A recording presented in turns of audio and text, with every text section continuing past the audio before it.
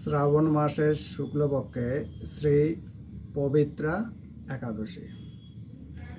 আজকে পবিত্র একাদশী বা পবিত্র রোপণী একাদশী সম্বন্ধে আমরা 2-4টি কথা শ্রবণ করব। এটি ভবিষ্যৎ পুরাণ থেকে নেওয়া হয়েছে। যুধিষ্ঠির এবং শ্রীকৃষ্ণের সংবাদ বা আলোচনা, কথোপকথন। পুরানো ভবিষ্যতের এই ব্রত কথা, যুধিষ্ঠির শ্রীকৃষ্ণ সংবাদ রূপে গাথা। যুধিষ্ঠির কহিলেন, হে মধুসূদন, শ্রাবণের শুক্লে যেয় একাদশী হন। কি বা নাম তার, কি মাহাত্ম বাসনা শুনিতে, এত এব হে মাধব কহ বিস্তারিতে। যুধিষ্ঠির শ্রীকৃষ্ণকে জিজ্ঞাসা করলো যে শ্রাবণ মাসের শুক্লপক্ষে যে একাদশী হয়, কি নাম বা কি তার মাহাত্ম, এটি শোনার আমার খুব বাসনা জেগেছে। তখন শ্রীকৃষ্ণ বললেন যে, উত্তরে শ্রীকৃষ্ণ কহেন, রাজন, এই ব্রত করে সর্বপাতক হরণ। উত্তরে শ্রীকৃষ্ণ বললেন যে এই ব্রত সর্বপাতক হরণ, যত পাতক আছে সমস্ত পাতক হরণ করে বা নাশ করে। দাপড়ের প্রম্ভেতে পুরী মহস্মতি, মহিজিত নামেতে ছিলেন নরপতি। পুষ্যবান কিন্তু অপুত্রকের কারণ, অন্তরে তো সুখ লাভ না করেন কখন। পুণ্যবান তিনি ছিলেন, মহিজিত নামে এক রাজা। তার প্রচণ্ড ভক্তি ছিল প্রজাদের ওপর, পুত্রের মতো করে তাকে লালন পালন করত, কিন্তু অন্তরের মধ্যে তার সুখ ছিল না। কেন? তার সন্তান নেই। একদিন নরপতি ডাকি প্রজাগণে, কহেন উদ্বিগ্ন হয়ে বিনত বচনে। কি বললেন? জ্ঞাত সারে কখনো নাহি করি পাপ, কেন অপুত্রক হয়ে সদা পাইও তাপ। আমার যতক্ষণ পর্যন্ত জ্ঞান হয়েছে ততদিন পর্যন্ত আমি আজ পর্যন্ত কোনো পাপে করলাম না, তথাপিও আমি কেন এই অপুত্র, অর্থাৎ আমার গৃহে কেন আমার সন্তান হলো না, এ বিষয় নিয়ে আমি খুবই দুঃখিত। এই কথা বলছেন, প্রজাদেরকে ডেকে এনেন।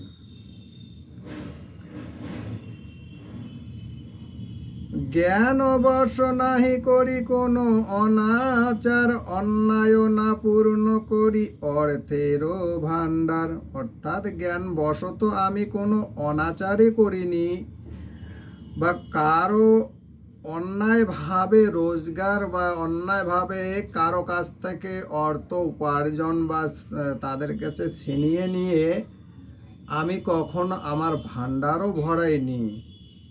তারপরেও পুত্রবত কহিতেছে প্রজার পালন, শত্রুকে আদর করি হইল স্বজন। আমি প্রজাদেরকে পুত্রের মতো পালন করেছিলাম এবং শত্রুকেও আমি মিত্রর মতো করে আদর করে সুন্দরভাবে আত্মীয়র মতো করে রেখেছিলাম। তথাপিও মম গৃহে না জন্মের সন্তান, ইহার কারণ সবে করুণ সন্ধান। এর কারণটা কি? তার এত কিছু করার পরেও আমার গৃহে সন্তান আসলো না কেন? নৃপতির বচনে দুঃখার্দ্র প্রজাগণ, লোমস্য মুনির স্থানে করিয়া গমন।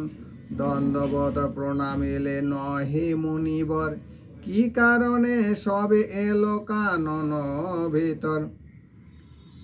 তারপর লোমহর্ষণ মুনির স্থানে গমন করলেন রাজা মুনি ঋষির সম্মুখে গিয়ে দণ্ডবত প্রণাম করলেন।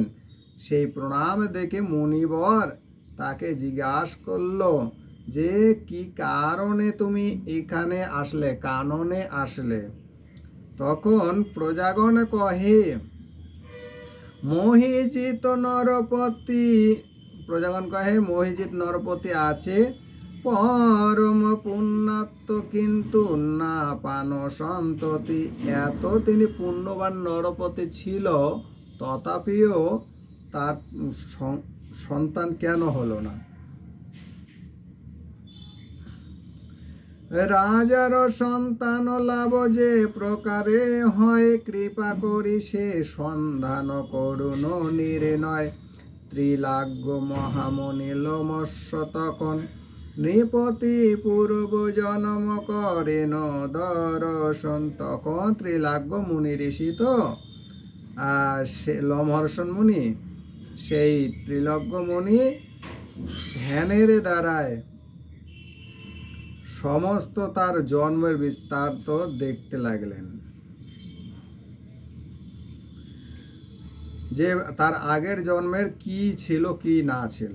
তখন নৃপতির জন্ম ছিল বৈশ্যের কুলেতে, গ্রামের ও নগরে ভ্রমে বাণিজ্য করিতে। গ্রীষ্মকালে একদিন গ্রাম মধ্যে গিয়া হইল তৃষ্ণার্ত বড় পসারা বহিয়া। বলছেন সে বৈশ্য ছিল, অর্থাৎ ব্যবসা বাণিজ্য করতো। ব্যবসা করতে করতে, গ্রামে গঞ্জে হকারি করতে করতে সে এক জায়গায় এসে এমন উপস্থিত হলো, অত্যন্ত তৃষ্ণা হয়ে ক্লান্ত হয়ে পড়ল। তখন পসারা বইয়ে মানে তার জিনিসপত্র বইতে বইতে তৃষ্ণার্ত হলো। নিকটেতে জলাশয় দেখিয়া তখন জলপান করিবারে করিল গমন। সেখানে পাশে গিয়ে দেখে এক জলাশয়, সেই জলাশয়ে পাশ গিয়ে জলপান করার জন্য সে তার পাশে গিয়ে দাঁড়ালো।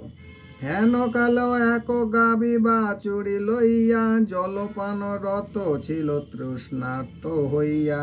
সেই জলাশয়ের মধ্যে এক গাবি তার বাছুর সঙ্গে তৃষ্ণার্ত অবস্থায় জল পান করতেছিল।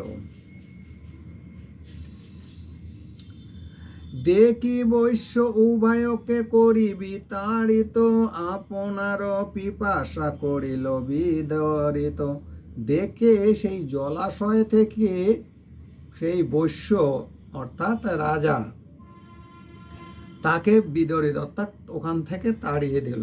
তাড়িয়ে দিয়ে সে নিজে জলপান করতে লাগল, বা জলপান করে তার তৃষ্ণা নিভালো। জলপান বিঘ্ন উৎপাদনের কারণ, এ জন্মে সন্তানহীন হইল রাজন। সাধন করেছে কিন্তু বহু পুণ্য কাছে, সে কারণে এ জন্ম হলেন মহারাজ। সাধন করেছে, পুণ্য করেছেন, কিন্তু শুধু এই একটি কারণে, একটি ভুলবশত তার এই জন্মে সন্তান হলো না। নৃপতির পাপ কর্ম হইয়া বিদরিত, তাহা মোচনের জন্য হইয়া চিন্তিত। মুনি প্রতি প্রজাগণ কহেন পুনরায়, এ পাপ মোচন কোন দিবেন উপায়। যখন প্রজাগণ এই কথাটি বুঝতে পারলেন যে যখন একটা পাপ করেছে সেই পাপের মোচনটা কিভাবে হবে, এটা তারা সমস্ত সিদ্ধান্ত করে মুনি ঋষির কাছে আবার প্রার্থনা করলো যে এর উপায় তো একটা বলুন ঋষিবর। প্রসন্ন হইয়া তবে কহিলেন ঋষি, শ্রাবণের কৃষ্ণ পক্ষ যেয় একাদশী, পবিত্র নামেতে হয় বিখ্যাতা জগতে, পুত্র লাভ হয় বিধিমত পালনেতে। শ্রদ্ধা ভরে সবে করি এ ব্রত পালন, সেই পূর্ণ ফল নৃপই করহ অর্পণ। এত কহি মুনিবর সর্বপ্রজাপতি, কহিলেন ব্রত বিধান যথারীতি। তখন রাজা প্রজার কাছে কথা শ্রবণ করে সমস্ত রাজ্য দরবারে সবাইকে নিবেদন করলো। এই একাদশীর বিধি বলতে লাগলো যে একাদশী করতে হবে, পবিত্র রোপণী একাদশী করতে হবে। প্রজাগণ তুষ্টি হয়ে ঋষির বচন উদ্যোগী হলেন সবে সে ব্রত পালনে। সে ব্রত ফলে নৃপ করিতে প্রধান, যথা কাল নরপতি লোভিল সন্তান। যখন ব্রতটা করা হলো সম্পন্ন, তখন নৃপতি অর্থাৎ রাজা সন্তান প্রাপ্ত করলো। শ্রী পবিত্র একাদশী যে করে পালন, অপুত্রক হইল লভায় পুত্রধন। এ ব্রত পালন কর না যায় নরকে, অন্তিমেতে উপনীত হয় স্বর্গলোকে। শ্রবণে পাঠনে এই পবিত্র কথা, অগ্নিষ্টম যজ্ঞ ফল লভায় সর্বতা। এই ব্রত যারা পালন করে তারা নরকে কখনোই যায় না, এবং অন্তিমেতে স্বর্গলোকে তারা যায়, এবং অগ্নি অষ্টকম যজ্ঞ ফল লাভ হয়। তো আজকে আমরা বুঝতে পারলাম যে এই একাদশী করে কতখানি লাভ হয়। একাদশী যারা করেন, যারা একাদশী মাহাত্ম্য শ্রবণ করেন, যারা একাদশী শ্রবণ করান, তারা সবাই এই একই যজ্ঞের ফল প্রাপ্ত হয়ে থাকেন।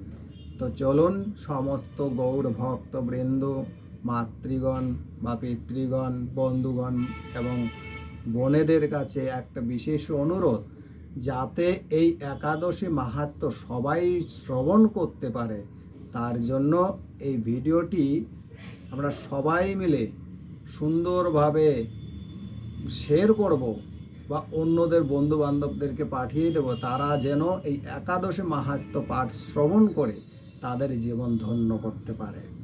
এবং কমেন্ট করবেন যে আপনারা কত সুন্দরভাবে একাদশী পালন করলেন বা কত আনন্দ পেলেন, এবং বন্ধুদেরকে আনন্দ পাওয়ান, আশেপাশের লোকদেরকে শ্রবণ করান।